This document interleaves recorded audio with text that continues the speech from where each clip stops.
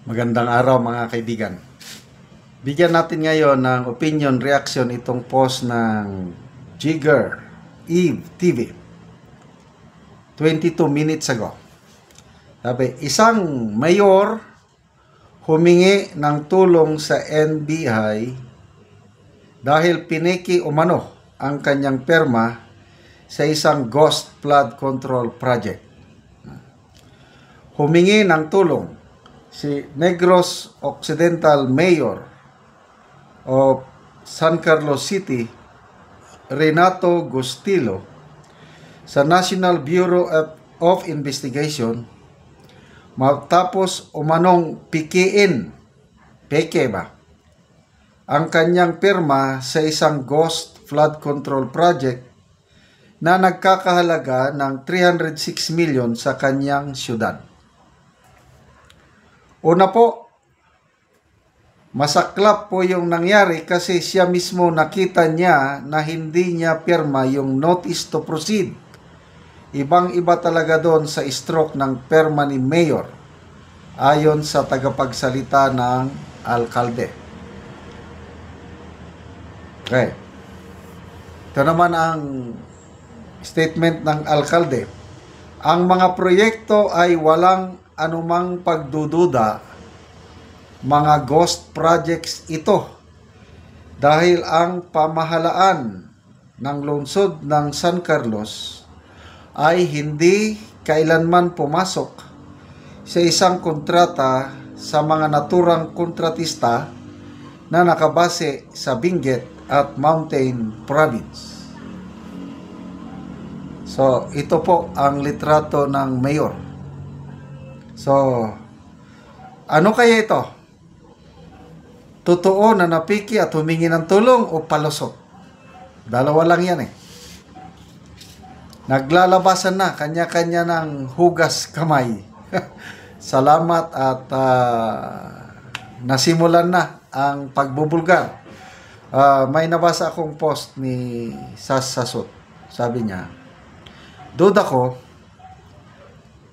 yung sumulat sa SONA ni PBBM noong 2024, sekretong DDS. Bakit daw?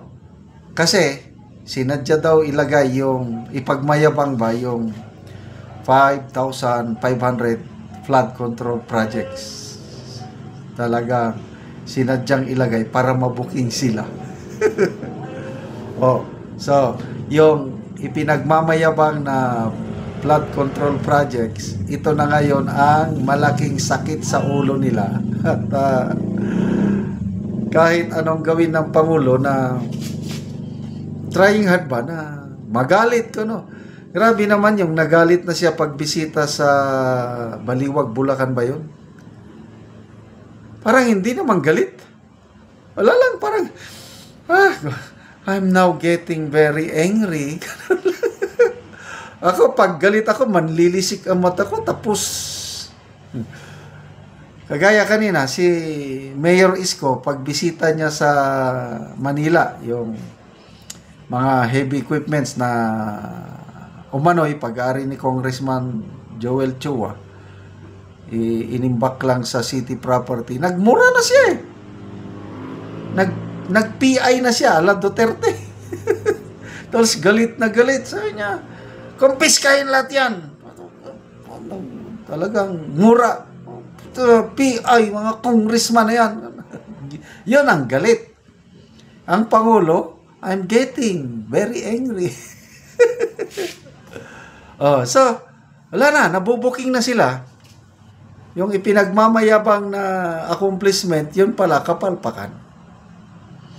So, ito, sa Oriental Mindoro, todo deny ang kongresista doon na nasasangkot, si Congressman Panaligan. But ako, kilala ko naman si Congressman Mayor Panaligan pa noon.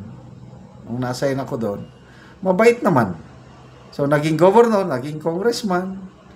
So, sinasabi niya na wala daw siyang kinalaman doon. Wala daw siyang na-receive na kickback whatsoever.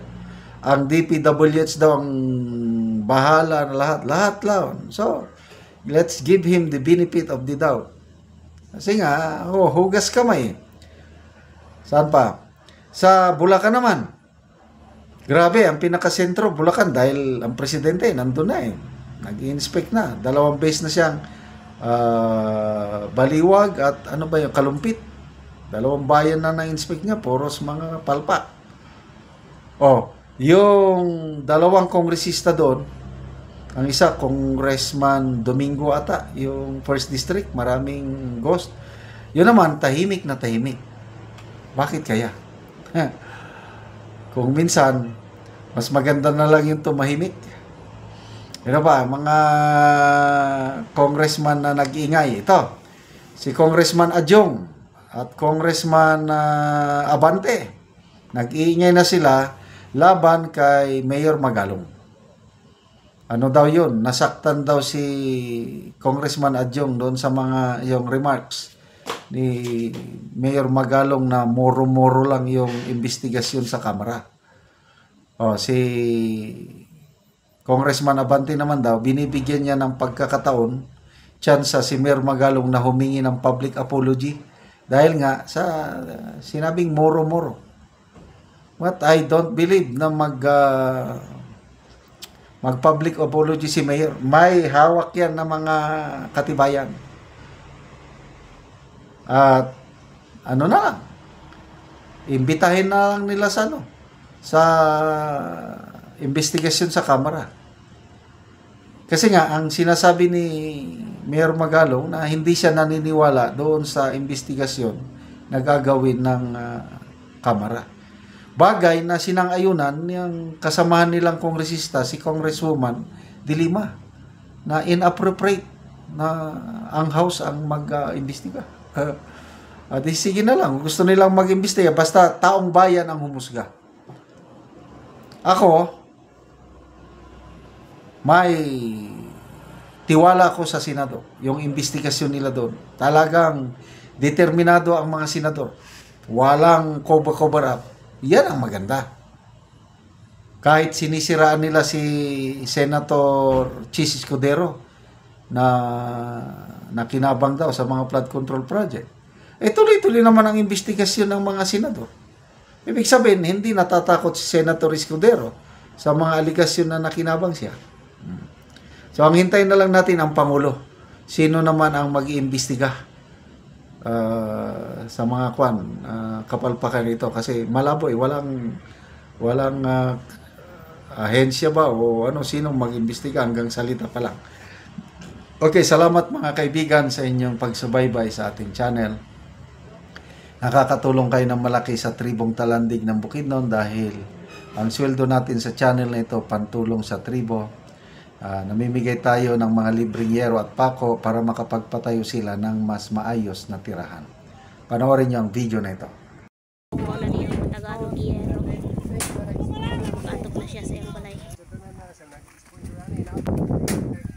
So muna yung atupan nga iyang balay. So muna yung atupan nga balay niya. Balay sa tayo.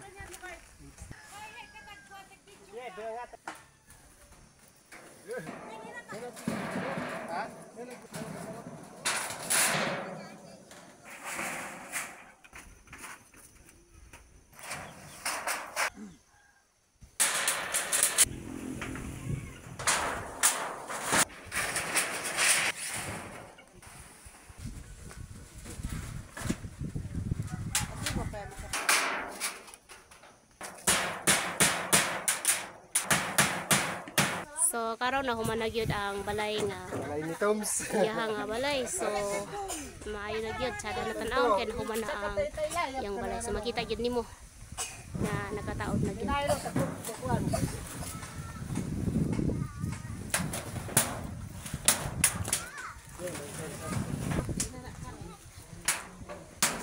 So makita gyud nimo ang view sa yang balay. O karon unsa imong masulti nga nahuman na gyud ang imong balay. Siyempre, api kahit ang natagaan ta, magabalay na kita kay sana pala nag-sponsor. Salamat sa mga para sa inyo mga kung wala pang tabang Di pa ko pakabalay kay nagigluna ko sa ginikanan mo sa salamat nga. So pila na imong anak nga kuan ay pa ka nakabalay? Dua. Duha imong anak. So nakigpuyo lang ka sa imong ginikanan. Siyempre, oo. Yan ikaginta. Kung makagwartan. Salamat kid kayo kay nakabalay na ko.